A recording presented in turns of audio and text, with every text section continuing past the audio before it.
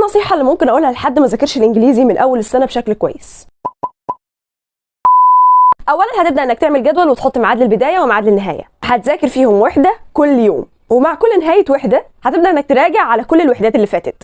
علشان تثبت عندك الكلمات لاطول فتره ممكنه يبقى لازم تذاكرها وتراجعها كتير. الحاجه الثانيه لازم تحل. في ناس كتير جدا كانت مهمله الحل في ماده اللغه الانجليزيه وللاسف ده ضيعهم جدا، لانك لازم تكون عارف كل كلمه بتستخدم في ايه بالظبط. الحاجه الثالثه هتعمل كراسه للقواعد وهتبدا تذاكر فيها قاعده قاعده، طبعا بناء على الوحده اللي هتذاكرها في اليوم. النصيحه رقم 4، زي ما انتم عارفين طبعا ان الانجليزي مش بس كلمات الوحدات، انت لازم يكون عندك حصيله لغويه بره الوحدات، فعلشان كده حاول انك تحفظ 10 كلمات يوميا في حاجات بره الوحدات. اخر نصيحه بقى انك كل يوم تحل قطعه وكمان ترجمه. بعد انتهاء فتره الجدول اللي انت حاطه لنفسك لو عملت ال5 حاجات دول حرفيا هيبقى الانجليش بالنسبه لك سهل جدا. وليك دايما فاكر ان الانجليش لو خنته هيخونك، يعني لو سبته وما ذاكرتوش حرفيا هتلاقي درجات